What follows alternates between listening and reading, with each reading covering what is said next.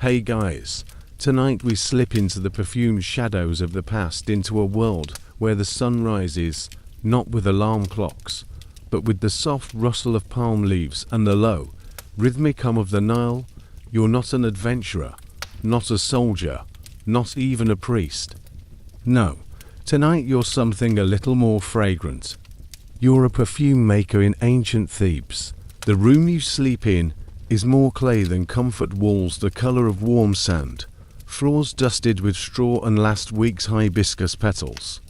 You stretch beneath a linen sheet that feels like a dry kiss on your skin, already sweating before the sun has even risen. Somewhere nearby, a rooster shrieks in that universally awful tone that says, "Get up, or else." Outside, Thebes is still mostly asleep, except for a few merchants already arguing about fish. You can smell the river, muddy, sweet, faintly moldy, the kind of scent that clings to your nose longer than you'd like. But there's something gentler on the air this morning too. Blue lotus flowers, crushed recently, drifting down from the rooftop where your apprentice left them to dry overnight. You'll have to check that last time. He mistook dried lavender for fenugreek, and someone ended up smelling like soup at a funeral. You rise and grope for your work tunic, already stiff from yesterday's sweat and oil stains. You tie it clumsily with a cord. At least it's not still damp, unlike your neighbor's mattress, which was damp, but definitely not from water. The city stirs slowly around you, with voices echoing down narrow alleys, goats complaining as if they've been personally insulted by sunrise, and the occasional clatter of ceramic, probably another apprentice dropping a jar. Again. Oh, and one small reminder. Ancient Thebes is beautiful, yes, but it's also packed with fire hazards, animal dung, and a near-constant swarm of biting flies. So, you probably won't survive this, but at least you lines smell fabulous on the way out. So, before you get comfortable, take a moment to like the video and subscribe, but only if you genuinely enjoy what I do here. And drop a comment telling me where you're listening from and what time it is there. I love seeing who's drifting off with me across the globe. Now, dim the lights, maybe turn on a fan for that soft background hum, and let's ease into tonight's journey together. You step out into the dusty corridor of your modest home, ducking under a low wooden lintel that has taken more scalp skin from you than you care to admit. The clay tiles beneath your feet are cool for now, but that won't last. You gather your satchel filled with a few folded scraps of papyrus, a sealed pouch of ground galbanum, and one precious, corked vial of cedar oil. You smell it every morning just to center yourself, your little ritual. As you leave, the sky is still that deep violet to rose gradient that only Egyptians seem to notice. Everyone else's eyes are on the day's tasks, yours, however, linger on the eastern horizon. That's where his golden boat will soon rise, dragging warmth and light over the sprawl of Thebes, and with it, the market stalls, temple chants, an overwhelming demand for perfume. You pass by a neighbor drawing water from the communal well. She gives you a look, half curious, half judgmental. She always thinks your work is frivolous. But then again, she is the one who cried when her cat died and begged for your divine lotus balm for mourning. Yeah, as you make your way toward your workshop, tucked into a row of dusty artisan stalls near the temple of Karnak, you pass the occasional sleepy cow, bleary-eyed child, and one man already asleep under a date palm. Impressive. It's not even full sunrise yet. You reach your shop just as the first beam of sunlight spears over the top of a whitewashed wall. The golden light hits your shelves of little alabaster jars and clay amphorae, and for a moment, it's like you're standing in the treasure room of some god. Then you sneeze dust, always with the dust. The scent in here is a cocktail of everything you've touched this week: cinnamon, juniper, rose, aged wine, goat hair, and just the faintest whiff of moldy linen. Which reminds you, need to check the storeroom before anything starts fermenting into an accidental wine substitute again. Historians still argue whether perfume makers in ancient Egypt were state-appointed specialists, or as they mostly worked as independent artisans contracted by nobles and priests. Either way, one thing is certain, you've got more orders than time, and fewer materials than scents. Today's first task, preparing a small batch of lotus-based unguent for a local priest. He insists it soothes the soul, and also keeps the flies off. You suspect he just likes the smell, but who are you to argue? You unwrap the pressed lotus flowers left on the rooftop overnight. They're delicate, pale blue with hints of yellow at their centers. Crushing them gently between wax paper, you start to mix them into melted beeswax. Slow, steady, circular movements, the kind that make your wrist ache, but also calm your thoughts. The room begins to fill with that sweet, heady fragrance. It's a smell that even the dead would turn their heads for. In fact, they often do. Perfume is vital in funerary rites. Everyone wants to go to the afterlife smelling divine. Can't blame them. You hum as you work, half chanting an old hymn to Hathor. She's the goddess of love and perfume. And you always whisper a line to her when you're blending something special. Is it superstition? Absolutely. But your best batch ever happened after a full moon offering and to drop jars. So who knows? Out in the street, the sun finally clears the horizon. A bird cries overhead, and somewhere, a child yells something about honey cakes. You ignore them. For now, your world is scent, warmth, and the quiet satisfaction of a perfectly blended unguent. The unguent you've just blended still glows faintly golden in the morning light, soft and warm in the ceramic mixing bowl. It's thick, sticky like softened butter, and smells like a field of sunlit dreams. You set it aside to cool and reach for your prayer shawl. This part of the morning isn't optional. Every day begins with an offering, both spiritual and scented. You drape the linen across your shoulders, careful not to let it dip into the wax pot again like last week. That stain still hasn't come out. You walk through the inner doorway of your workshop and into a narrow alcove that serves as a shrine space.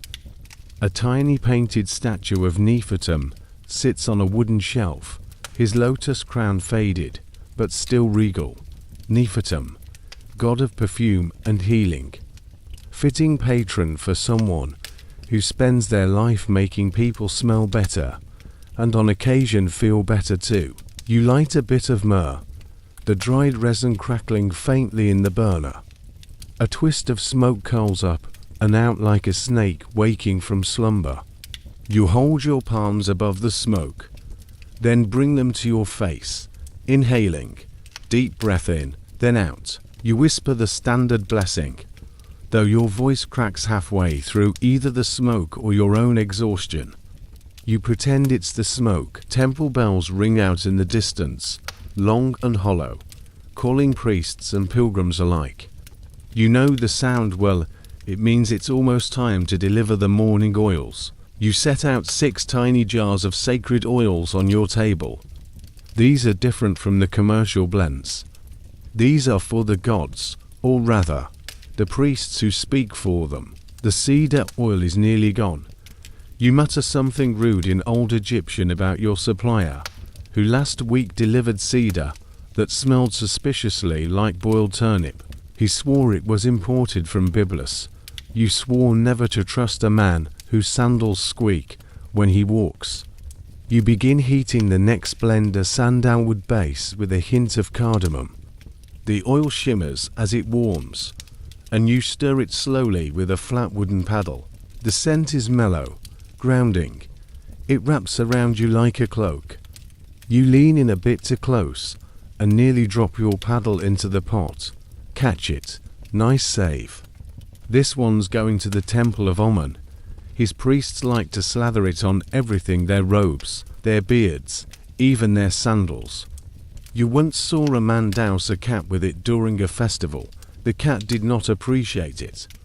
Historians still argue whether temple perfumes had a symbolic function, inviting gods to inhabit statues, or whether they were more about status and spectacle.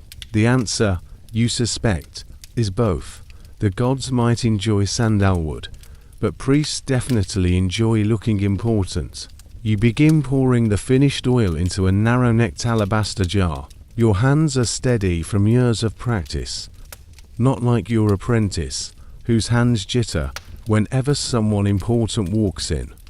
He once spilled a batch of sacred cinnamon oil all over a priest's shoes. You've never seen someone apologize so quickly while sobbing. As the final drop settles into the jar, you seal it with a wax plug and press a small reed stamp into the top your Maker-S mark. A stylized lotus blossom with a curl, not exactly creative, but distinct enough that clients know it's yours. Well, unless someone copies it again, you're still bitter about that potter to stalls down. Coincidence, he said. Right? From outside, a soft voice calls your name. You look up.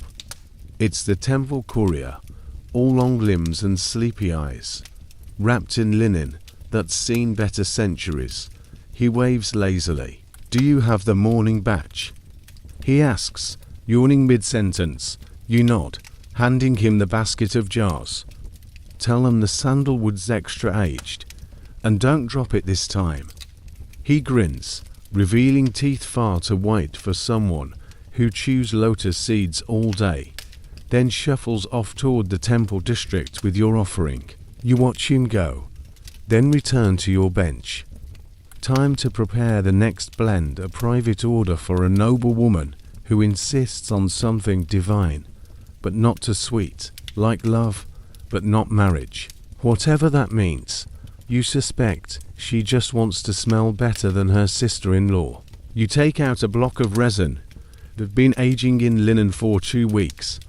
It smells rich and earthy, like tree bark after rain. You chip off a few pieces, drop them into a warm bath of almond oil, and swirl. A deep red swirl coils through the golden base. It looks beautiful, which is good because it costs more than your entire monthly grain ration. A bee flies in through the open window, attracted by the scent. You shoo it away with a papyrus scroll, accidentally flinging it into a bowl of crushed petals. It buzzes indignantly. You sigh. It's not even midday, and already the workshop smells like 10 different timelines colliding. The blue lotus is fading into frankincense. The cedar lingers in the corners, and now this new blend is adding its own spicy whisper. It's like living inside a scent museum. You pull back, sniff the air, and nod. Today's off to a good start. The scent cloud hovers above your workspace like a polite but persistent ghost.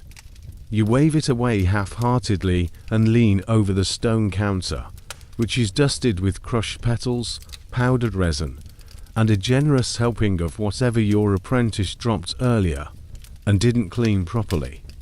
Today, you're grinding frankincense. Again, it's always frankincense. You've probably inhaled enough over the years to embalm your own lungs. You reach for the small bronze mortar, nestled beside your wooden tools. It's warm from the sun and slightly sticky from yesterday's rose resin. You'll deal with that later, or you won't. The frankincense lumps are pale, golden, and oddly glossy.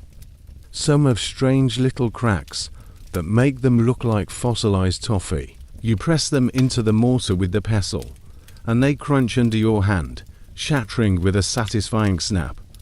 Grinding them down is repetitive, almost hypnotic, until the dust puffs upward and hits your eyes like divine punishment. You blink furiously, and again. You'd cry, but it's unclear whether it's from the sacred incense or the general despair of artisan life. Probably both. The air thickens with the sharp, citrusy sweetness of crushed frankincense. It cuts through everything: sweat, dust, goat musk. Even your apprentices' experimental milk and lavender blend from last week, which still lingers like a bad relationship. You glance over at him now. He's crouched in the corner, attempting to weigh galbanum with a scale that clearly has a missing arm. He's chewing his lip and muttering numbers, which is never a good sign. You decide not to intervene. Not yet. The workshop hums with the soft clink of glass, the creak of wooden lids, and the faint background sound of your neighbors arguing about who stole whose oil press. Again, you're pretty sure they enjoyed the drama more than the actual result. You turn your focus back to your own task, grinding a second batch, this time with a mix of dried juniper berries and a few curls of cinnamon bark. The pestle rhythm picks up again. Crush, scrape, swirl, repeat. It's oddly musical. In fact, a musician from Memphis once claimed the ancient gods taught perfumers a rhythm that matched the heartbeat of the world. Historians still argue whether that's poetic nonsense or some forgotten tradition of scent tempo matching. Either way, your mix is looking good, but with good scent comes terrible timing. A gust of wind slips through the open window and blows a handful of powdered resin right into your face. Again, you stagger back, eyes watering like you've just read your tax scroll. You cough once, loudly enough to startle your apprentice, who jumps and drops a small alabaster bottle. It rolls along the floor, hits the table leg, and miraculously doesn't shatter. You owe the gods a prayer, you mutter, rubbing your eyes and reaching for a damp cloth. He nods solemnly and promptly steps on the scroll he was using for measurement. You consider taking a long walk into the Nile. Instead, you return to your bench. The scent now is complex, layered sharp with spice, softened by resin, kissed by something vaguely floral. You bottle it quickly, pouring the mixture into a flat clay jar, wiping the rim with a cloth, then sealing it with melted beeswax. You etch your mark on the lid with a carved reed stylus and set it aside to cool. You look around the shop, momentarily pleased. Shelves line the walls, stacked with small amphorae, dried bundles of herbs, little animal-shaped oil vessels, and half-finished notes scrawled in your sleepy handwriting. One jar in the back, labeled experimental. Do not open. Still rattles when moved.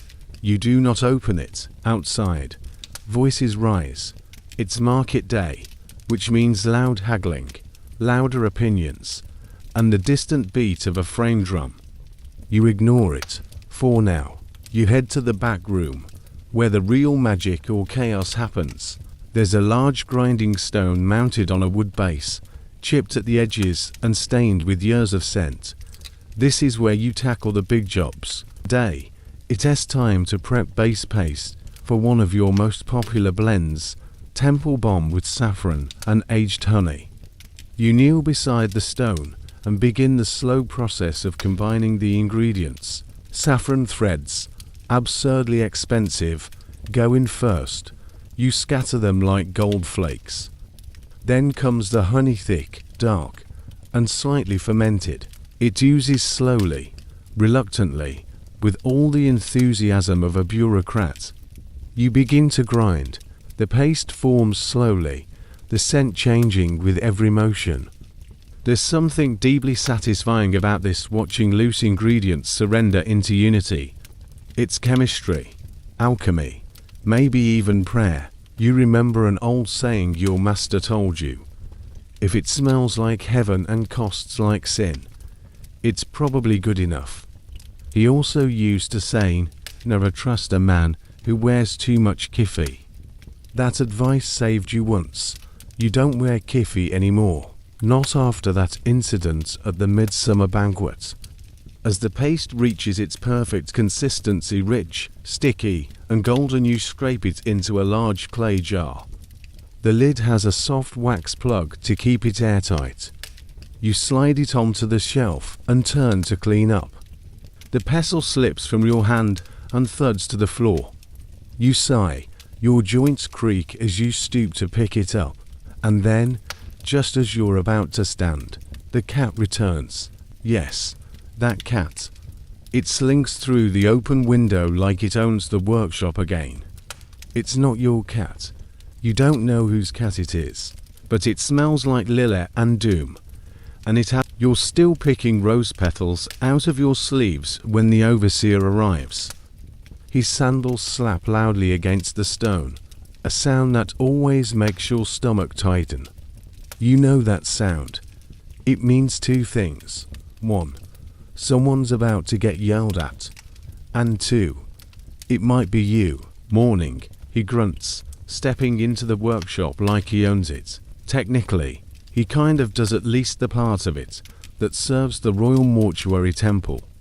His linen kilt is clean, pleated, and far too white for someone who claims to do actual work. His wig sits stiffly on his head, not a curl out of place.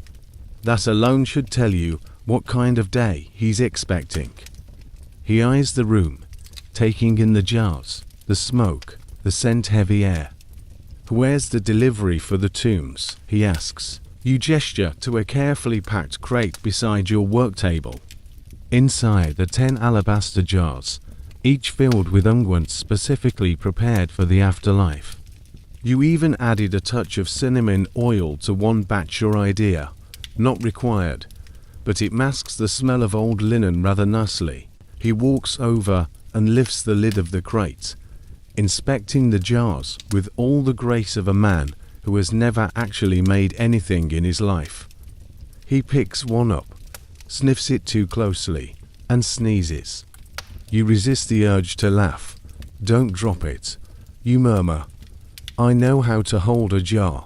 He snaps, gripping it tighter. For a moment, the universe teeters between chaos and comedy, but the jar survives. He sets it down, grumbling something about standards and loyalty to the pharaoh. You nod and let him ramble. Preparing perfumes for the dead is serious business. The ancient Egyptians didn't send their loved ones into the afterlife empty-handed. Oh no, they went armed with food, linen, amulets and perfume. Lots of perfume. Scent was sacred, a way to honor both the gods and the deceased. Each unguent carried symbolic meaning: myrrh for purification, lotus for rebirth, cedar for preservation, and, of course, a generous helping of "Please don't haunt me."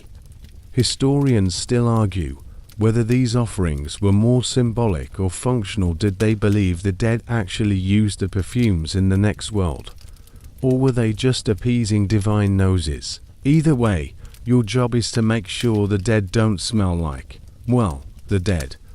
You recall one noble woman's tomb order: 6 jars of rose oil, 2 of sweet marjoram, and 1 bottle of experimental blend called Moon's Breath that you may or may not have made up on the spot. She paid extra for exclusivity. Jokes on her, no? Honest replicating that formula because you completely forgot what went into it. The overseer's still hovering. He picks up the inventory scroll and scans it. His lips move as he reads. You take this opportunity to inspect your fingernails and pray he doesn't ask why one jar is slightly shorter than the others. Answer: because your apprentice knocked it over and you had to repack it using your lunch bowl. Eventually, he grunts approval and waves toward the crate. Have it delivered by sunset. And for Hatha's sake, no more of that experimental nonsense. Stick to the recipe. You smile sweetly, of course. He exits with the grace of a hippo in papyrus sandals. The workshop is quiet again. You and your apprentice exchange a look. Then you both exhale long and loud. Think he noticed the cat's hair in the cedar jar. Your apprentice whispers. You give him a look. He shuts up. Time to seal the crate. You wrap each jar in linen strips and pack them carefully into straw, tucking them tight so they don't rattle during transport. You add the stamped delivery tablet and mark the outside with a symbol denoting funerary supplies. You'll bribe a porter later to haul it to the mortuary temple. He usually charges in bread and flattery. As you secure the lid, you glance at a smaller pile of jars. You've set aside extra blends, little luxuries. These will go to the tomb of a wealthy merchant whose widow requested something floral but strong. You hope she meant the scent, not the afterlife message. Because this batch could knock out a small donkey. As you clean your hands with a damp cloth, a thought crosses your mind. For all the elaborate beliefs about the afterlife, most people just want to be remembered and smell good doing it. You look around your shop at the drying herbs, the stained scrolls, the still settling cloud of frankincense dust. It's messy, it's imperfect, but it's yours. And every jar you seal for the afterlife is a tiny piece of that legacy, yours and theirs. You step outside for a moment. The sun is higher now, blazing gold. The street is busy with clattering carts and sweating donkeys. A boy runs past, holding a bouquet of herbs stolen from someone's stall, chased by a woman wielding a sandal with deadly precision. You squint toward the temple district and see the edge of the funeral procession. Slow, solemn, beautiful. Back in the shop, you hear a crash. You sigh. It's your apprentice again, probably knocked over the jar labeled "Do Not Touch." You consider pretending not to hear it. Just 4 or 5 minutes, maybe 10. Instead, you grab a cloth, take a deep breath, and walk back into the ever-fragrant chaos. You find your apprentice staring mournfully at a broken oil jar on the floor, bits of alabaster glittering like eggshells in the sunlight. The smell of crushed lavender and some other mystery herb floods the room. It's actually nice, not that you'll admit it. You look at him. He looks at you. You both say nothing. Then he opens his mouth to explain, and you hold up a hand. Silence is better. It always is when broken pottery is involved. You sweep up the shards, not because you're the only adult in the room, but because you've seen what happens when he tries to do it. Last time, he bled for an hour and got oil in the cut. Somehow that turned into a 3-day vision quest he insisted was from the gods. It wasn't. It was just sandalwood poisoning. You toss the fragments into the refuse jar and sigh. Let's take a walk, you say before you break anything living. Outside, the street has bloomed into full morning chaos. Vendors shout over each other with all the enthusiasm of gladiators armed with cucumbers. Cloth canopies flap in the breeze. Chickens zigzag between feet. And every other person is either selling something or loudly accusing someone else of theft. You wind your way past a pottery stall and into your favorite place in Thebes, the herb garden. It's technically a communal garden attached to the local healing house, but you've been sneaking herbs from it 4 years under the guise of volunteering. In truth, the real gardener, a leathery old woman with one eye and the patience of a crocodile, lets you come, because you once fixed her arthritis with an oil blend you invented while half asleep. She hasn't forgiven you for calling it Crone's Delight, but she uses it daily. The garden smells alive. It's an olfactory painting. Mint, basil, lemongrass, coriander, dried papyrus, and that persistent earthy scent that comes from dirt that's seen 5 dynasties come and go. You stroll slowly, trailing your hand across stalks of marjoram and sage. The bees hum like a choir of sleepy musicians. Your apprentice walks beside you, still looking guilty, until he's distracted by a particularly aggressive goat tethered near the garden gate. The goat stares at him. He stares back. You make a mental note. Never leave him alone with livestock. You pluck a small handful of blue basil leaves and hold them to your nose. Strong, pungent, good for muscle bombs. Maybe even a nice accent to a bitter almond base. You drop them into your pouch. Further down the path, you spot a fellow artisans who knee and pass it seated on a shaded bench, gossiping with the enthusiasm of palace scribes. They wave you over. Did you hear about the incense maker from the South Quarter? Pass, it says.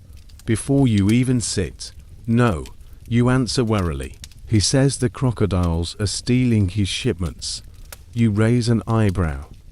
No, truly, Huni says, biting into a fig. They found sandalwood floating in the river. He swears they're trained, probably by his rivals. You don't know what's more absurd, that story, or the fact that you're not immediately dismissing it. In Egypt, anything is possible. Crocodile spies, perfume sabotage. You once heard of a priest who bribed a snake handler to hex a rival with bad breath. Historians still argue whether rival artisan sabotage was real or exaggerated for dramatic effect in trade disputes. Based on your life, you're leaning heavily toward real. The conversation shifts to the upcoming festival, Hathor's Blessing, where perfumes and oils are poured over statues and nobles in equal measure. You've already received commissions for scented head cones. You hate making them. They always melt too fast in the heat and stain everyone's clothes. But they pay well, and stain removal is someone else's problem. After a few more jokes at the goatess' expense, and a light-hearted debate over the correct way to age cedar resin, you excuse yourself.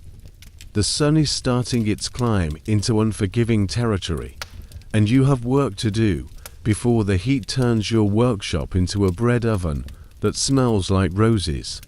You stop briefly by the fountain to splash your face with cool water. The apprentice tries to drink from it and almost inhales a water beetle.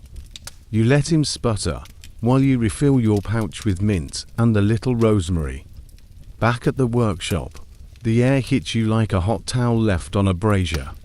It's thick with leftover scent, like a perfume bottle exploded in a library. You begin laying out the herbs you collected, separating them by strength, drying time, and what you call smell mood scientific. No. But useful. Absolutely. The apprentice tries to help. He misidentifies sage as wild onion, nearly uses mint as a cleaning cloth, and attempts to grind lemongrass with a hammer. You send him to inventory the wax supply.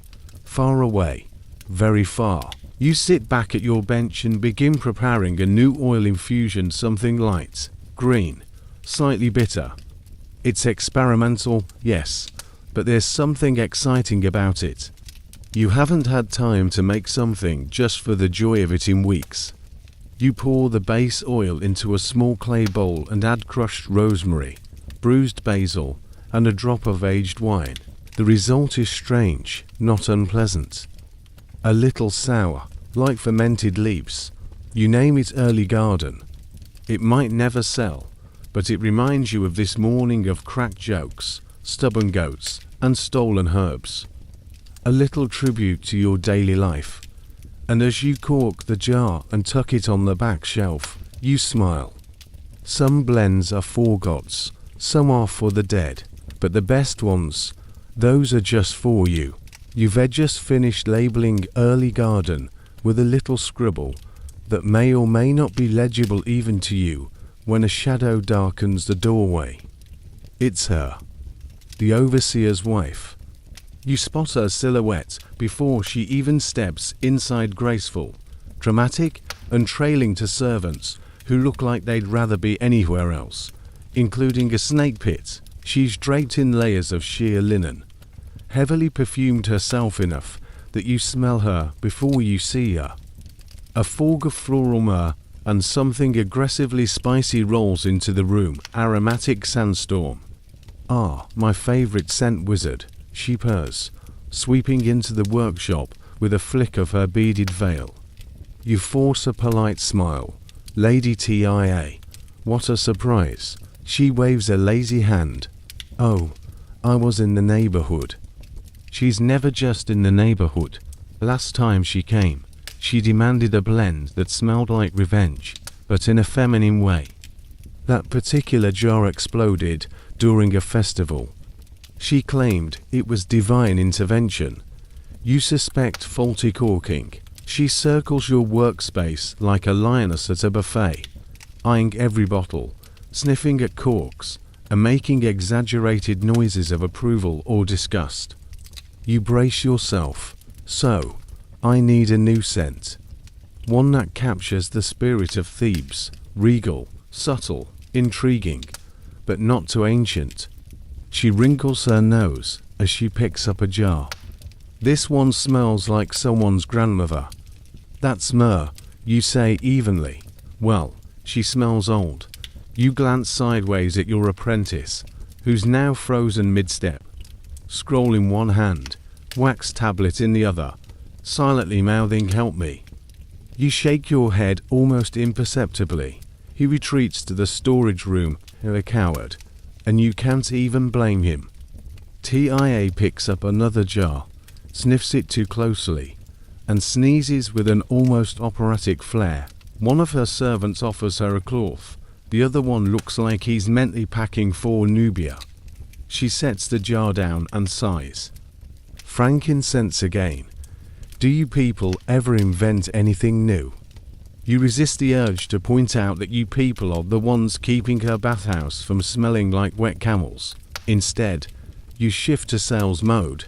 Well, Lady TIA, we've been experimenting with blends that combine sacred resins with local garden herbs. Something lighter, fresh, with a modern edge. She perks up. Modern? Yes, that's what I want. Something current, none of that tomb-scented nostalgia. You retrieve the sample of early garden. This could either be genius or social suicide. She dabs it on the inside of her wrist and sniffs, pauses. Her eyes narrow. This smells like mint and wet stone. You say nothing. I love it, she declares, as if the gods just whispered it directly into her ear. She snaps her fingers at her servants. We'll take 5 jars. No 6. I'll need one for my sister. You mean the one you're not speaking to? You ask without thinking. She grins. Exactly. You begin bottling on the spot, filling small alabaster jars and sealing each with a touch of beeswax and your reed stem. She watches you work like a hawk, as if you might suddenly switch it out for something made of goat fat and crushed garlic. Honestly, you're tempted. Just a little. Make sure the scent lasts, she warns. Last time, I caught a whiff of someone else wearing my blend. It was probably one of the priest's wives. They have no shame. You nod. Of course. This batch uses a longer steeping method. Enhanced absorption. Very exclusive. Historians still argue whether elite women in ancient Egypt used perfume to mark status, seduction, or power. The truth, probably all 3. Lady TIA treats perfume like currency, and you're her favorite mint-backed banknote. She finally pays mostly in silver rings and one curious piece of imported glass and sweeps out, trailing her scent like a royal banner. You exhale, hard. Your apprentice emerges from the back room cautiously, like a man checking for crocodiles. Is she gone? She bought 6 jars, you say. He gasps. Should I prepare the emergency jar? No, you smirk. I think we'll survive. You walk back to your bench and begin cleaning up. The scent of early garden lingers, mingling now with the last curls of sandalwood smoke from the morning. Your hands are stained with oil. There's wax under your fingernails. And you feel oddly accomplished. You glance at your scribbled notes. Maybe this blend is worth revisiting. Maybe not every new thing has to explode or attract cats. You take a moment to breathe. Not deep, your lungs are still full of myrrh and panic, but enough to settle. Then you look around. The jars need organizing. The scrolls are scattered, A jug of almond oil is mysteriously missing half its contents, but the light through the shutters is golden, warm. You can hear street drummers in the distance. Maybe a wedding, maybe a funeral. Sometimes in Thebes, it's hard to tell. You stretch your shoulders. A little sore, but nothing a mint salve can't fix. You'll make some later. Or maybe you'll just lie about making it, a nap in the herb garden. After all, you've earned it. The workshop settles into a lull, but it's the kind of lull that warns of trouble on the horizon, like the Nile when the crocodiles are suspiciously absent. You open your lunch basket, a flat round of barley bread, a few wrinkled dates, and a modest wedge of goat cheese wrapped in fig leaves. You tear the bread, dip it into the soft cheese, and savor the one thing in your day that isn't scented, smoked, or sticky. Your apprentice appears with a hopeful look and a piece of broken pottery shaped vaguely like a bowl. You gesture for him to sit, and he does, cross-legged on the cool tile floor. Did you remember to pay the oil merchant? You ask. Halfway through a date, he pauses. I remembered to speak to the oil merchant. You close your eyes. Did you pay him? Well, not in silver. No. You sigh into your bread. What did you pay him in? A promise, and 3 radishes. You groan, radishes. You may as well have offered him sand. He shifts uncomfortably. But I told him you'd be happy to make his sister a wedding scent. I was happy, last year. She's married now, to the scribe. Oh, which explains the footsteps approaching outside. A figure appears in the doorway, tall, stern, and scribal, the tax collector. He is holding a scroll and wearing the face of someone who has been owed for far too long. Good day, he says, in the tone of someone who means the opposite. You try a polite smile. Afternoon, lovely weather. Yes, he says flatly, perfect for collecting debts. He unrolls the scroll. Your name is there along with a creative list of what you apparently owe. 3 jugs of scented oil, 1 box of writing reeds, to perfume cones, and peculiarly a goat. I never owned a goat, you mutter. The scribe adjusts his wig. Well, someone signed for one on your behalf. You glance sharply at your apprentice. He suddenly finds a spot on the floor very interesting. I can offer partial payment, you say quickly. A jar of myrrh, a pouch of mint balm, and a sandalwood comb fresh. The scribe narrows his eyes, considering. And a lunch fig, you blink. Seriously, he shrugs. I skipped breakfast. You hand him a fig. He sniffs it, pockets it, and nods. You have until the next market day to complete the remainder, or I return with 2 goats. You don't ask what that means. You don't want to know. He turns and leaves, his scroll trailing behind like a snake's tail. You stare after him, wondering if you could bribe a priest to declare you legally dead for tax purposes. Historians still debate whether artisans like you are truly independent or simply low-level state employees with ceremonial titles. Judging by your financial situation, you lean toward very underpaid state employee with ceremonial goats. The apprentice, trying to be helpful, offers you his last fig. You take it, pat his head, and tell him to spend the next hour counting empty jars twice. It's the artisan's version of a timeout. You finish lunch slowly, the last bite of bread dry but comforting. Outside, the noise of the bazaar spills over the rooftops, singing merchants, haggling housewives, one guy yelling about sacred fish. It's midday madness. A small knock at your side door draws your attention. You open it to find your neighbor, old Baku, holding a covered basket. Traded with the poultry seller, he says. Got some dried pigeon. Thought you might want the bones for oils. You peer into the basket. Indeed, it's pigeon, mostly. Hard to tell with the spices. You nod, grateful, much appreciated. He squints at you. You look tired. That lady TIA stormed through here earlier, didn't she? She left with 6 jars, and the list of enemies, he cackles, toothless and delighted.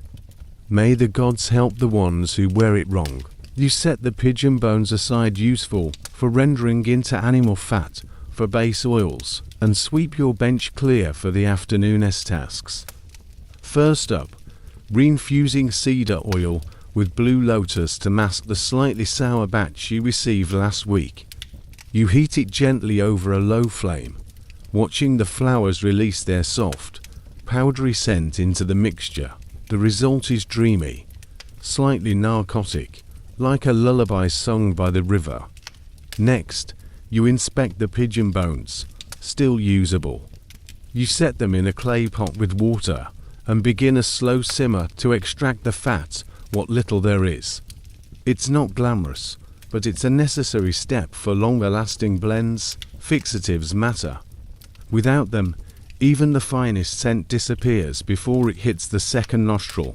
You're halfway through crushing dried marjoram when your apprentice returns.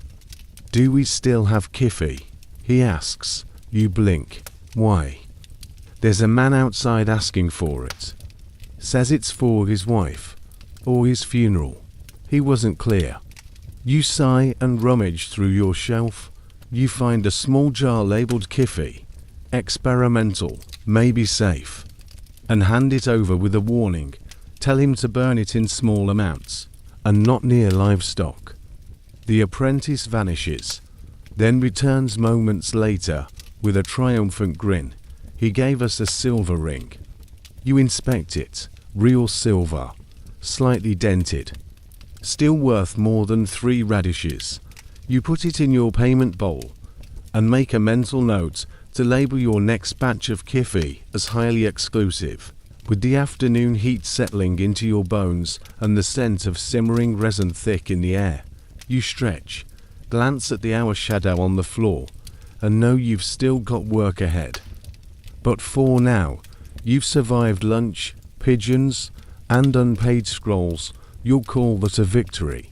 As the heat of the afternoon presses into the clay walls like a giant, invisible hand, you light the first offering brazier for your next task, brewing kiffy. This isn't the quick scented bomb or the temple-friendly oil that makes your neighbor swoon.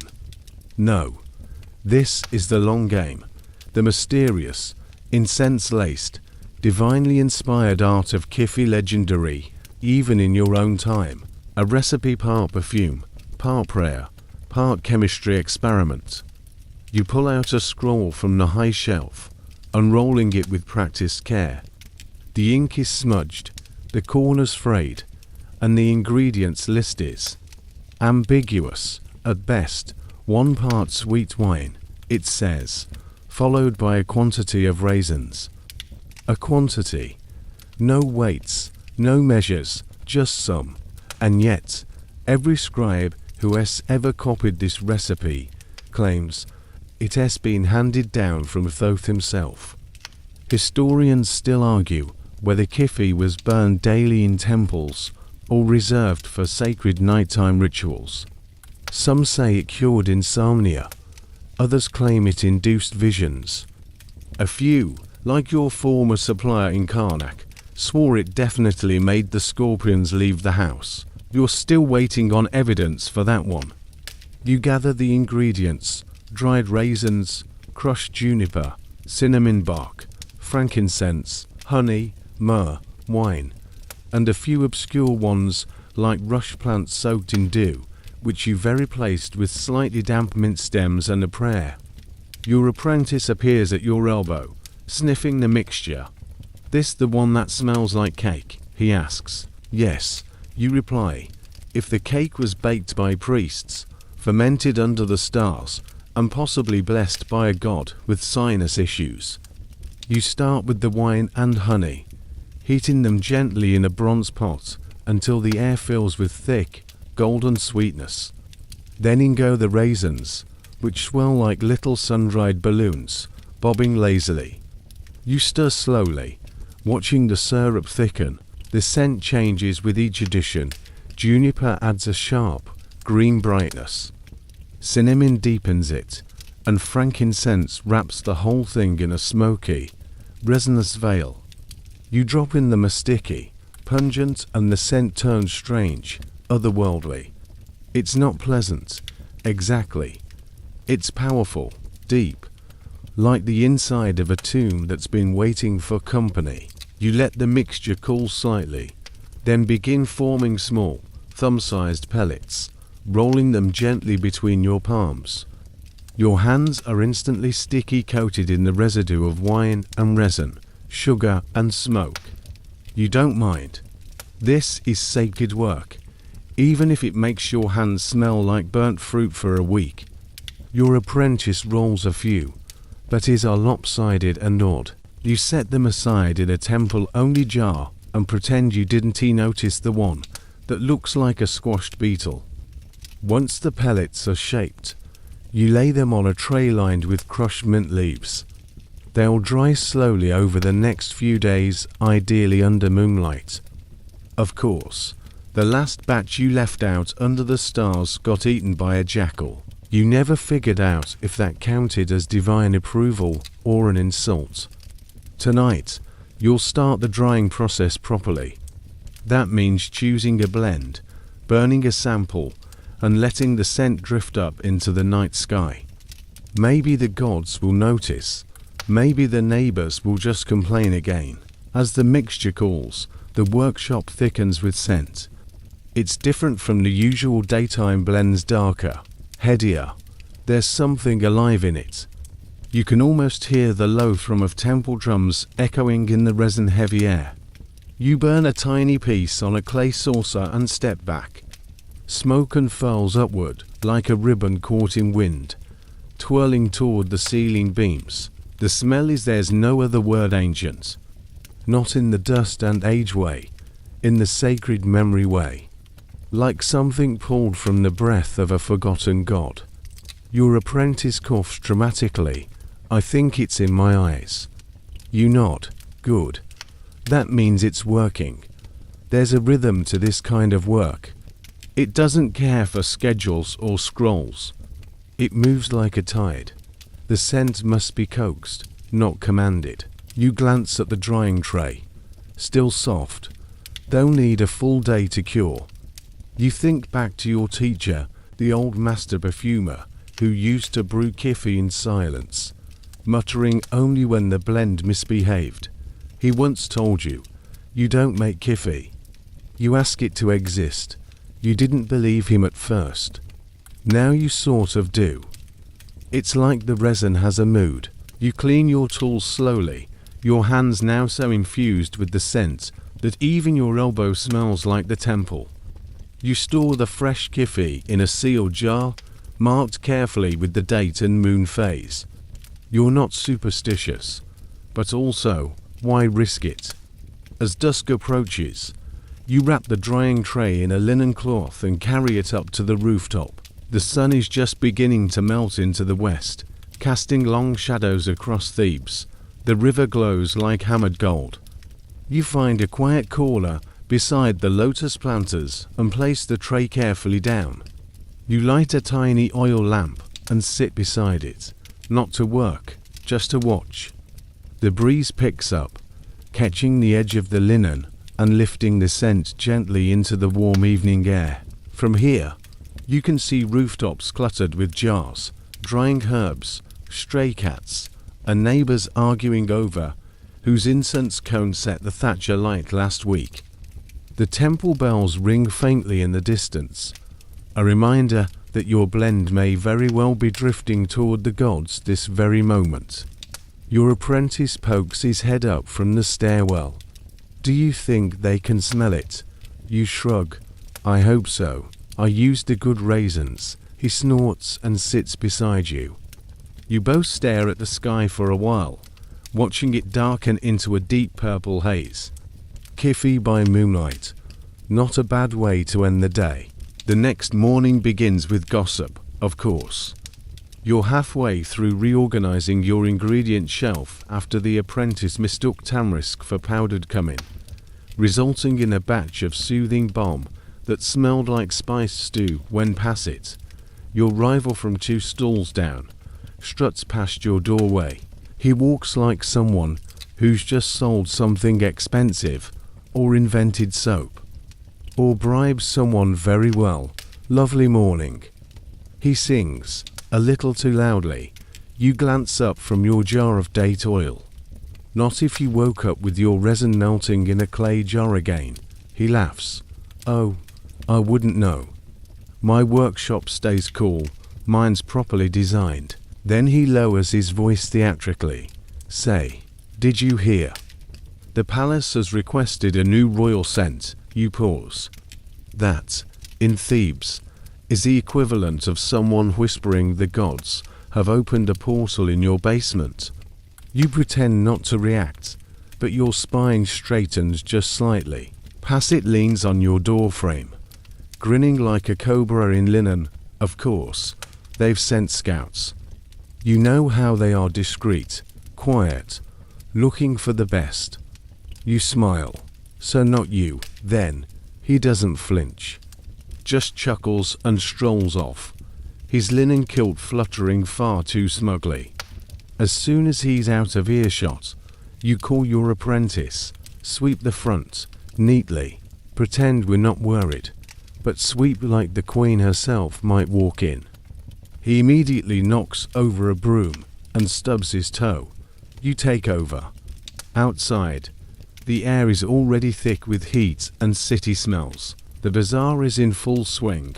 Fish vendors yelling about freshness they clearly don't believe in. Children chasing each other with dried figs. And the sound of metal pots clanging somewhere behind a spice stall. You scan the crowd. There's always someone watching.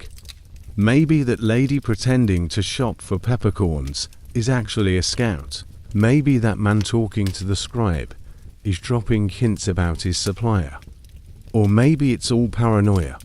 You've been inhaling kiffy fumes 4 days. Anything seems possible now. Back in your shop, you go over your most recent blends.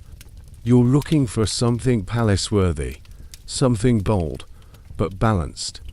Regal, yet not screaming I bathed in mint oil.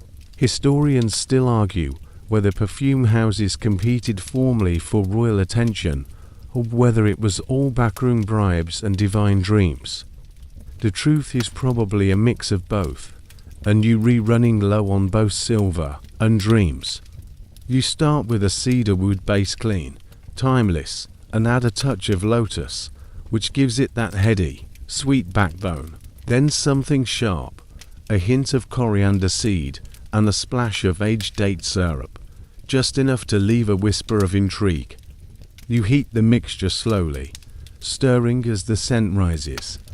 It's promising, almost too promising.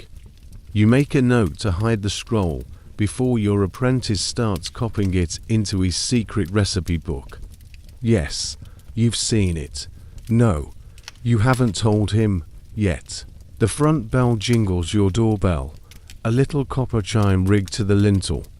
You glance up. A stranger steps inside. Clean robes, understated jewelry, expression neutral. His eyes flick over every shelf, every jar, every careless scrap of scroll paper. You know this type. He's not here for scented beard oil. May I help you? You ask, as politely as you can manage. I'm gathering samples, he says. He doesn't say for whom. He doesn't have to. Of course, you say, gesturing toward your display table. You've just dusted it, twice. He picks up a jar. What's this? Kiffy, temple grade. He opens it, sniffs, and makes no expression. No frown, no smile. Just the quiet devastation of a man trained in the art of poker face olfaction. Then he points to another. Experimental.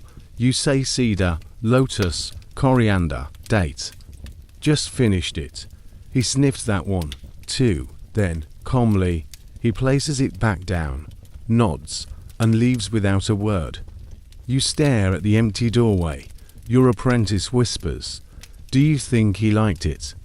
You whisper back, "Do you think I still have time to move to Nubia?" You return to your table and sit down heavily. The scent lingers in the air, rich, warm, almost royal. Outside, someone yells about spoiled garlic. A baby screams. Somewhere down the street, a lute player hits a deeply offensive note. You keep working, because that's all you can do. You bottle to samples, label them carefully, and seal them with wax. One for the temple, one for whoever comes next. You hide the recipe scroll behind the spice shelf, beneath a jar labeled goosefoot. Do not touch. You glance again out the door. Passit is pretending to sweep, but he's definitely watching. You give him a mock salute. He bows. Ridiculous. Later that day, you visit the marketplace. You're supposedly looking for new linen wicks and a batch of fresh almond oil, but mostly you're trying to listen. You stroll past other stalls, some selling genuine perfumes, others selling what could charitably be described as burnable goo. You notice Passet's displays bigger than usual, extra flowers, polished glass, a sample tray. He's trying to hard. Then you hear it to noble women talking quietly near the spice vendor. Did you smell that cedar blend at the River Quarter shop? Gorgeous, subtle, not like that paste Passit sold me last week. You smile into your basket of dried figs. It may not be a royal commission, yet, but you're being talked about. And in Thebes, that's the scent of victory. You return to your workshop in high spirits, carrying your market basket with the swagger of someone whose blend just beat out Passit's for noble gossip. Inside, new wicks, fresh almond oil, and a fist-sized lump of mysterious resin the vendor swore was just like labdanum, only better. You didn't argue. He was holding a lizard. As soon as you step through the doorway, your apprentice nearly crashes into you. "We have a problem," he blurts, wide-eyed. You sigh, already bracing for disaster. "What kind of problem? Smelly, broken, or on fire?" He points. "Cat." You follow his finger and spot it again. The sacred cat. The same sacred cat that visits uninvited. The one that belongs to no one, but somehow answers to no fewer than 3 temple priestesses. It's sitting directly on your main work table, looking profoundly uninterested in your rules or your property. You inch closer, attempting diplomacy. Off. It blinks. You nudge the table. It flicks its tail. You wave a piece of dried fish near the window. It licks its paw. It's not moving. It is shedding. Directly into your open jar of rendered animal fat. Perfect. You scoop the cat up gently. It purrs as though you're the guest, then leaps from your arms and pads off through the back door, leaving behind a trail of paw prints and the faint smell of temple incense. You peer into the fat jar. There's a faint film of fur.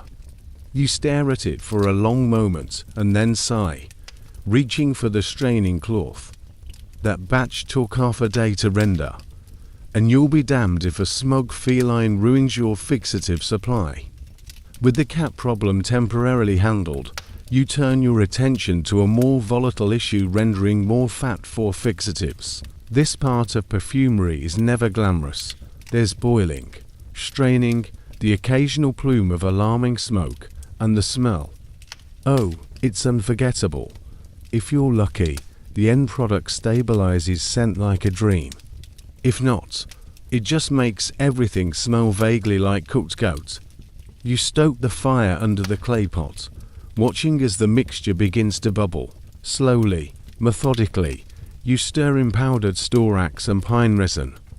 These will act as binders, locking scents into the blend, so they don't vanish into thin air after one sniff. You hope. Historians still debate the exact recipes perfumers used for fixatives, animal-based or mineral, imported or local, but one thing's for sure, they all reeked before they worked. You lean in to check the temperature, only to flinch as a bubble pops and splatters hot fat across your sleeve. Hot, hot. You flap your arm and bumper stall, which knocks over a rack of small clay scent cones. They tumble like dominoes. One lands near the fire. Your apprentice sees it first. Fire. You both freeze. The cone begins to smoke.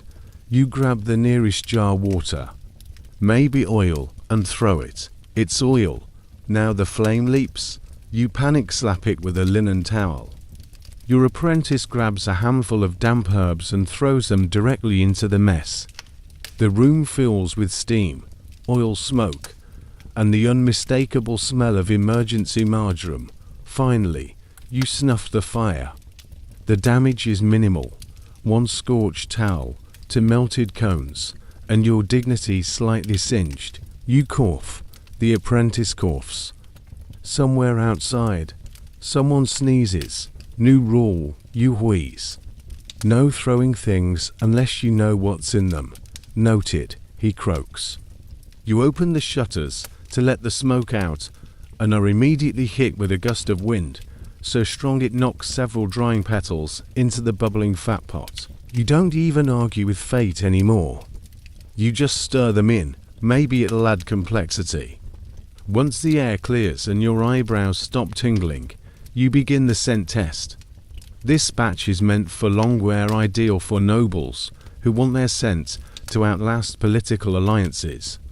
You mix a tiny vial, cedar oil, infused lotus, a drop of the mysterious resin, and the freshly rendered fat. You dab it onto a linen strip and wave it gently.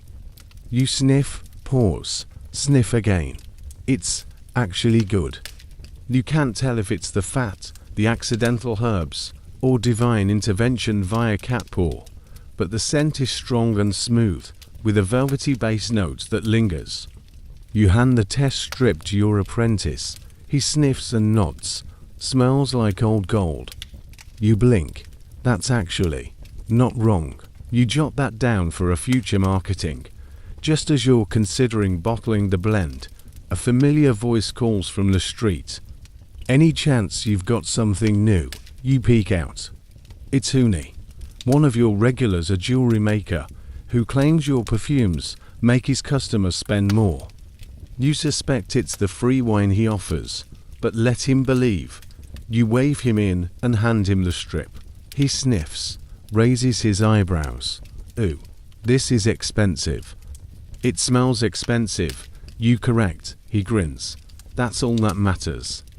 He buys 2 small jars and leaves behind a bracelet made of faience beads, probably worth a third of a goat. You accept it like it's gold. As the sun dips lower, you label the new blend, Fortress of Scent, bold, over the top. Exactly what someone wealthy and insecure would want. You stand back and survey the room. A few singed towels, a few nervous plants. One jar with suspicious fur inside. And still, progress. You breathe deep. It smells like cedar, cat, coriander, and chaos. Your signature. You're halfway through corking another jar of Fortress of Scent when the whispers start. Not literal ones, those you'd ignore, but the metaphorical kind. The kind that float on the wind with the dust, carried between stalls and courtyards and bathhouse changing rooms. You know the rhythm.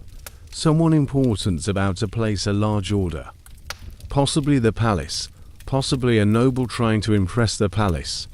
Either way, your nose twitches like a jackal near spoiled meat. It begins when your neighbor Boku leans in through the window, still chewing on what looks like a cooked onion. Hear the news, he says, voice thick with drama, and whatever spices he marinates in. Word is the royal steward is seeking a signature scent. You pause. That phrase signature scent is like music to a perfumer's ears. It's also a trap. because now everyone will try to guess what the steward wants, or worse, who he's buying for. Do we know if it's for the pharaoh? You ask carefully. Baku shrugs. Could be for one of his wives, or his mother, or his war chariot. I once scented a saddle blanket. You know, you believe it. You also believe you're going to spend the next 3 days half working and half eavesdropping. Historians still argue whether royal perfumes were reserved for divine rituals or day-to-day luxury. There are scrolls that suggest both, but in truth, everyone in the royal court wanted to smell divine even if they didn't deserve it. By mid-morning, the tension has seeped into every artisan store, from the dye makers to the linen bleachers. You can feel it.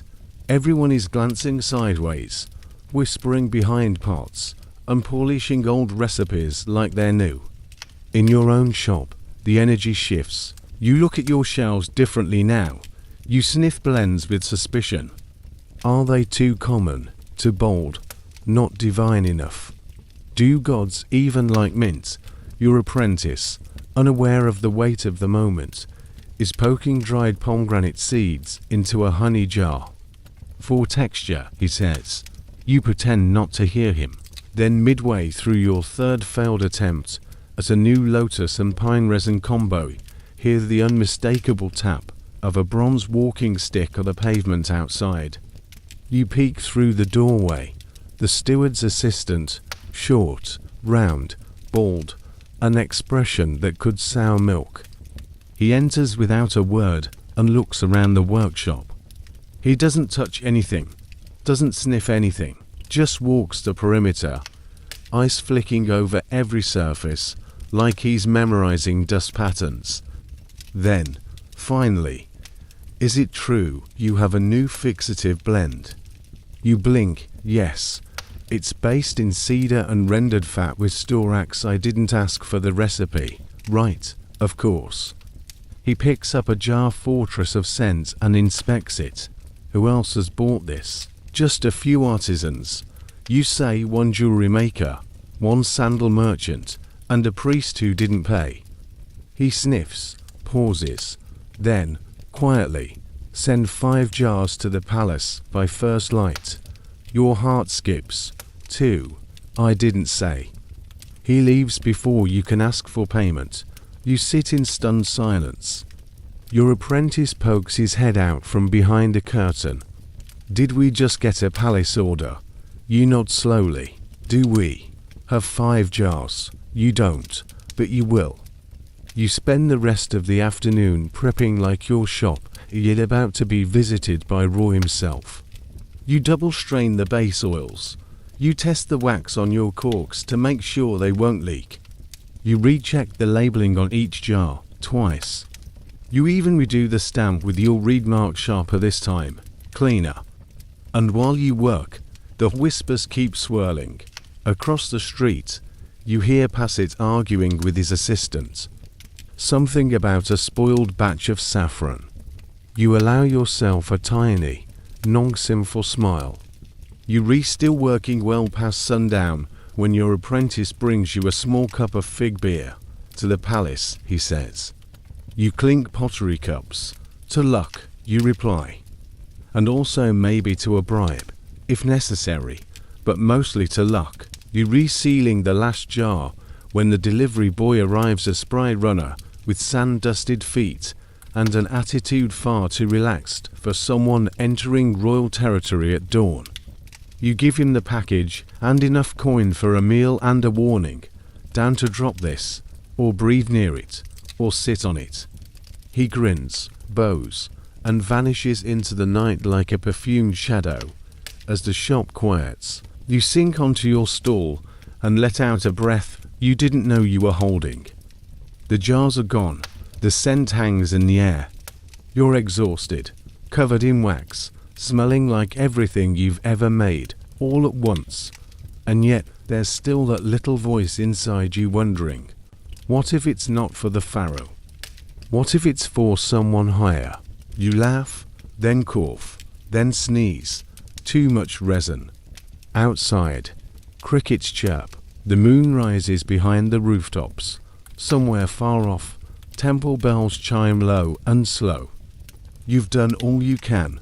The rest is out of your hands. You close the shutters, blow out the lamps, and let the perfume settle into the silence. Tomorrow, you might be the palace's official perfumer. Or you might just owe a steward's assistant a replacement jar. Either way, it'll be another day. Twilight seeps into Thebes like thick honey, sliding over rooftops, slipping through open windows, coating the city in gold and shadow. You tilt the last jar toward the waning light, watching how the resin catches the glow. It's beautiful, almost holy, and it smells like victory, if victory came with notes of cedar and smug satisfaction. You glance around your shop. It's a mess. There's powdered galbanum on your bench, a suspicious puddle by the drying tray, and a small pile of crushed marjoram that somehow ended up inside your apprentice's sandals. He swears he has no idea how, but you don't have time to clean. It's temple delivery night. You gather your offerings for the priests of Luxor 8 jars, all labeled and sealed, nestled in a woven basket lined with linen. This is one of your regular deliveries, weekly, if not more. The temples need unguents, like the Nile needs crocodiles constantly, and with great appetite. And they're picky. The gods might not complain, but the priests certainly do. You hoist the basket onto your hip and gesture to your apprentice, who trails behind with a wrapped cone of backup incense, just in case someone decides they're feeling extra divine. The streets are cooling now, the daytime heat finally surrendering to desert dusk. You pass by open courtyards filled with chatter, laughter, and the occasional argument over water rights. Children chase each other with rush dolls. Old men sip beer from cracked mugs. You hear a woman yelling something about someone stealing her lemongrass again. You don't get involved.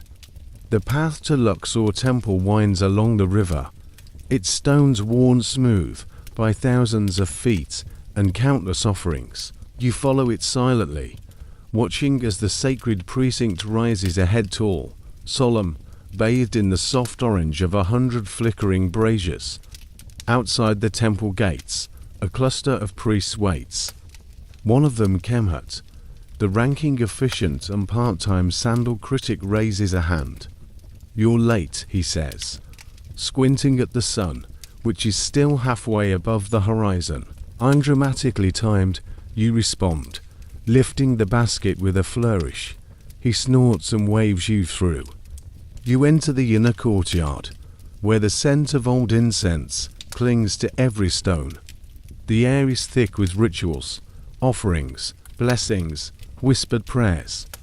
A few acolytes wander past, eyes half-lidded from chanting, or maybe just hunger. One of them nods toward your basket, murmuring something about the good stuff. You unpack the jars with care, lining them up on a low stone altar. Kemhut leans over one, sniffs, and raises an eyebrow. "This new," you nod, "special blend, cedar, lotus, date, with a stabilized fixative. Long wear, mildly blessed, mildly." I whispered encouraging things to it. He grins despite himself. "We'll try it during the midnight offering." You hand over the incense cone, emergency backup. He pockets it, then leans closer. "There's talk," he says, voice low. "Someone in the palace liked your last delivery." You act surprised, but inside, your heart does a lazy cartwheel. "Of course," he adds, "they didn't say you. Could have been a visiting cousin. Could have been the Queen's dog." You thank him anyway, then offer him a smaller jar gratis. He eyes it, smiles, and says, "You'll be getting more of these runs, I suspect." You bow lightly and take your leave, weaving back through the glowing columns and out into the evening buzz of Thebes. Halfway home, you pass a couple arguing in front of a pottery stall. "I told you," The woman snaps. I wanted the temple blend, the one with the lotus notes. The man, sweating and clearly lost, holds up a misshapen jar. But this says it's floral. She grabs it, sniffs, and immediately recoils. That's not floral. That's failure. You walk past without breaking stride, fighting the smile tugging at your lips. It's always satisfying hearing your scent vocabulary weaponized in public. Back in your shop, the air is heavy with the day's work. You set down the now empty basket and take a seat on the stone bench near the window. The breeze rolls in, carrying the faint scent of river silt and night blossoms. Your apprentice, still carrying the backup cone like it's a crown jewel, sets it on the shelf and flops down beside you. You think we'll get more temple work? He asks. Maybe, you reply. Depends on whether Kemhat liked the joke I wrote on the jar. He stares. You wrote a joke on the jar. In hieratic, subtle. He buries his face in his hands. The lamplight flickers as you both settle into the evening rhythm. No fire, no smoke, no sacred cats, just quiet and scent. You can smell everything.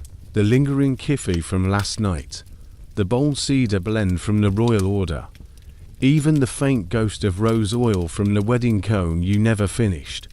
And beneath it all dust, sweat, linen, wax, herbs, the smells of work, of life. Historians may never agree on who exactly provided the scents that filled the great temples, tombs, and courts of ancient Egypt, but you know, you lived it, one jar at a time.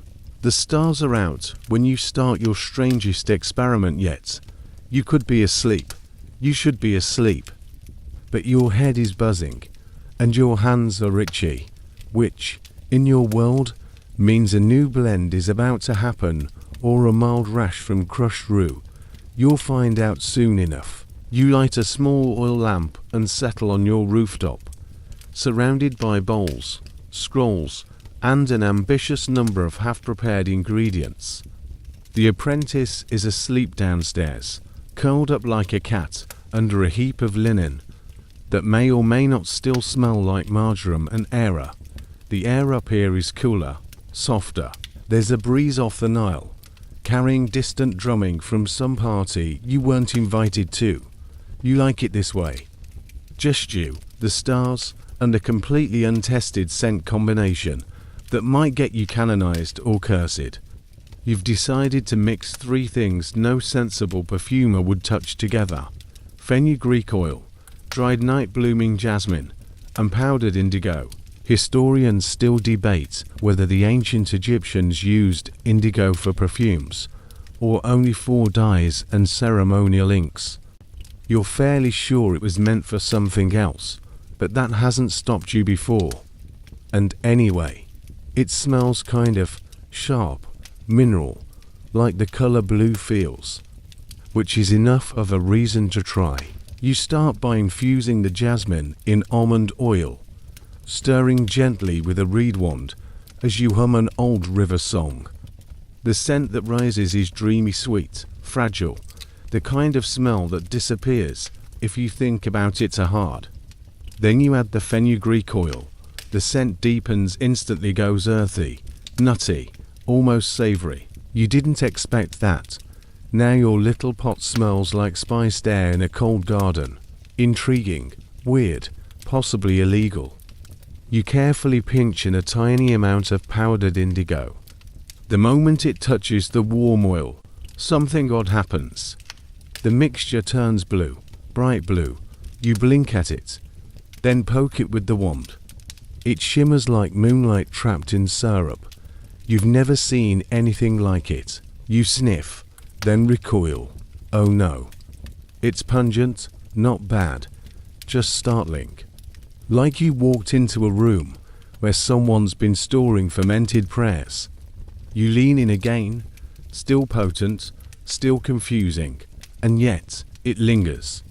It clings, it evolves. There's something haunting about it. You bottle a drop, just one. New rule, You whisper to yourself, never trust anything that changes color and smell at the same time. Still, you label the vial, night shift, and you tuck it far, far away in a dark corner of your scent shelf. Just then, your apprentice stumbles onto the roof, rubbing his eyes. Did something explode? He asks blearily. You shake your head. No explosions, just invention. He flops down beside you and yawns. Smells weird. Good weird or temple ban weird. Like if a flower married a whetstone. You nod slowly. I'll take that. Together, you sit in silence, watching the breeze stir the scent trays. The moon is high now, casting silver over the rooftops. You hand him a bowl of dried figs. He eats one, then immediately chokes. These are spicy. You grin. I added cinnamon. For courage. He glares. I was asleep. You shrug. Somewhere below, a jackal howls. Farther off, you hear laughter drunken and wild from the boatman's quarter. You unroll a scroll and begin jotting notes about the blend ratios, texture, reactions. You try to describe the scent and fail. It smells like the space between other smells. You write. Then cross it out. To poetic. To ridiculous. To true. You'll try it again tomorrow, see how it ages overnight. Sometimes, the strangest blends mellow with time. Others curdle into regret. You glance at your apprentice. He's curled up again, this time using your sandal as a pillow. You consider waking him to test another oil. Then reconsider. You're not that cruel.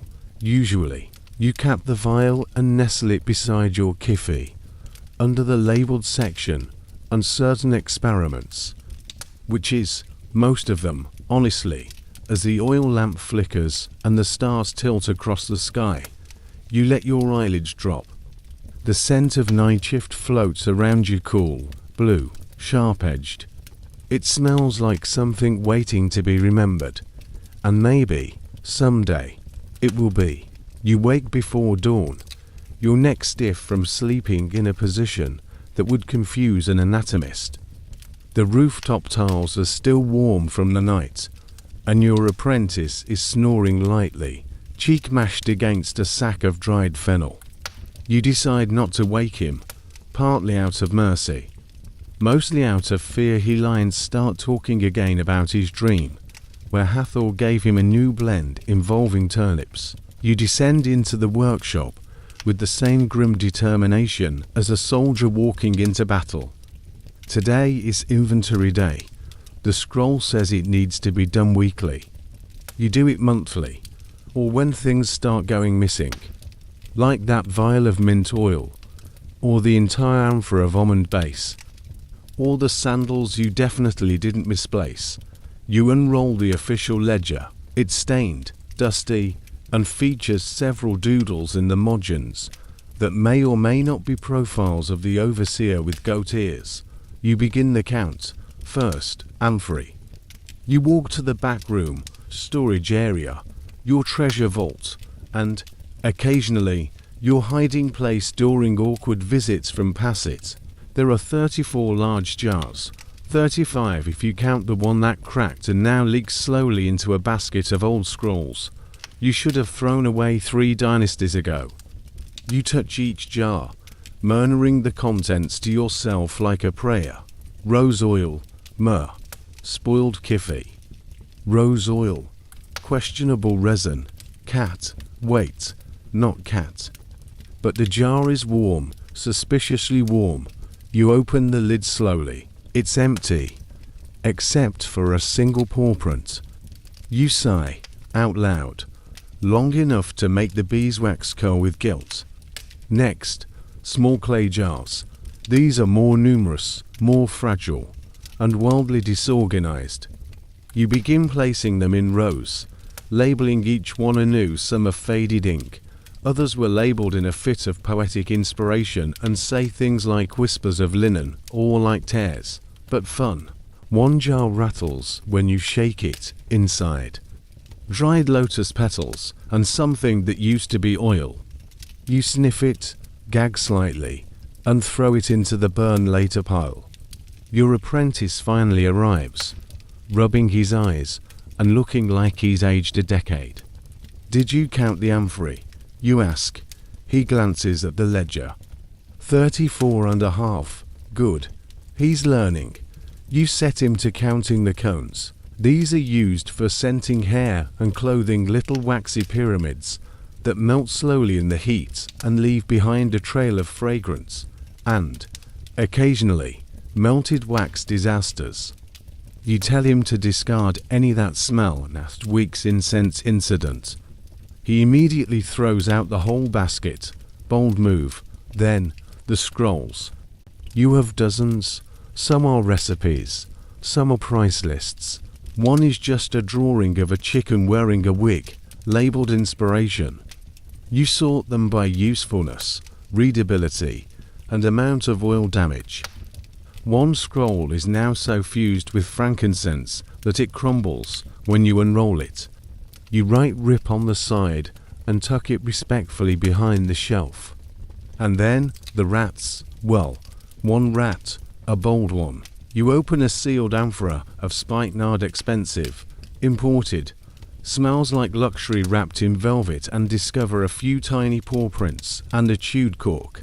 You close the jar, you say nothing. You stare into the middle distance for a moment. Your apprentice peeks over. Is that the one lady TIA, or unload last month? You nod. She said it smelled faintly of rebellion. Well, you reply, now it smells like rodent rebellion. You light a cone to cover your rising frustration. The scent fills the air cool, floral, with just enough smoke to suggest mystery. You breathe it in and resume your work. By midday, you've sorted every jar, counted every wick, polished the display tray, and alphabetized the spice drawers. You even organized the burnt-out incense, remains into neat little piles labeled "too far," "almost," and "never again." You take a step back and admire the chaos, now corralled into something almost professional. Historians often assume ancient workshops were clean, orderly, reverent spaces of sacred craft. Historians are wrong. Your shop is a battlefield of creativity. It's a mess of sacred oils and cat's hair, smeared ink, and shattered hope, and yet it works. You reach into your robe and retrieve the vial from last night. Night shift, still sealed, still glowing faintly blue in the right light. You open it, cautiously, and take a sniff. It's mellowed. It no longer smells like panic. It smells complex, shadowy, like dusk over the Nile, like temple stone after rain. You nod, approvingly. You bottle a tiny test batch. You label it in your cleanest handwriting. You place it in the maybe brilliant section. You look around. Everything is in place. The jars, the scrolls, the oils. Even the apprentice is sweeping, though in circles, and mostly out of boredom. You should rest, but instead, you sit at your bench and begin sketching a new Formula One that starts with cardamom and ends with starlight. Because the workshop may be calm, but your mind smells like more. The day is done. The lamps are low. Your jars are sealed. Your scrolls stacked. Your apprentice finally silent. The workshop has cooled under the hush of night, the heat bleeding out of the bricks, leaving the air soft and gentle, like cotton steeped in moonlight. You sit cross-legged on the floor, now surrounded by the glow of your own quiet empire shelves, lined with amber glass and pale alabaster, baskets of dried petals, folded linen, and scent cones sleeping like miniature pyramids, waiting for their turn to melt. You can feel the weight of the day in your shoulders, in your wrists, in the soreness of your feet. But it's a good weight, like the warmth of a full jar in your hands, or the calm that follows a storm. Your apprentice, having finished his chores and fussed over his most recent failed blend, which he's named Sandstorm Seduction. It smells like regret and onions. Finally curls up in the corner on a folded mat. He's clutching a scroll he didn't write, probably pretending it's a royal commission order. You don't correct him. Dreams need soil to grow, even if it's a little dusty. You blow out the main lamp and let the moon take over. Outside, Thebes is quieter now. The chants from the temple have faded into murmurs, replaced by the occasional bark of a distant dog, the flutter of a night bird's wings, and the hum of crickets weaving their way through the city's heartbeat. You lie back on your own mat, arms behind your head, staring up at the beam-lined ceiling, counting knots in the wood. It smells like oil, and lavender, and soot, and maybe, just maybe, a bit like home. There's a jar of rose oil tucked beneath your pillow, a habit you picked up years ago. Some people sleep with lucky charms. You sleep with scent. You drift, half awake, thoughts rolling like perfume on warm skin. You wonder if the steward ever realized you slipped in the backup batch. You wonder if Lady TIA will ever admit she liked the experimental blend you gave her just to make her leave faster. You wonder what tomorrow will bring: another delivery, another rival, another overly dramatic temple assistant requesting something floral that doesn't feel too floral, you know. You wonder if any of your blends will outlast you. If centuries from now, someone will find your jars in a tomb and sniff deeply, trying to name what they smell. You hope it's the night shift blend. You're kind of proud of that one. The breeze shifts through the shutters. It smells like river water and dust and night lilac. You smile. You did good work today. Maybe not clean, maybe not peaceful, but honest, human, fragrant. Your eyes grow heavy. The jars fade into shadows. The smells blur into dreams, and your thoughts melt away like incense smoke rising toward the stars. You are still. You are scent. You are silence. And now, there's nothing left to do. The lamps are out. The jars are sealed. The scrolls are tucked back into their corners, quietly waiting for morning light. Your breath slows. The sounds of the city have dimmed, just a faint echo now. Footsteps somewhere distant. The creak of a shutter. The soft shiv linen shifting against stone. Even the breeze seems gentler now, curling in through the open window like a sigh. It carries no orders, no obligations, just the scent of sleep. You let your muscles melt into the mat beneath you. Your hands relax, fingers uncurling. You've spent the day coaxing beauty from bark, from petal, from powder. And now, the only thing left is stillness. A scent lingers in the air, subtle, sweet. The ghost of a blend you tested earlier, something with blue lotus and cedarwood.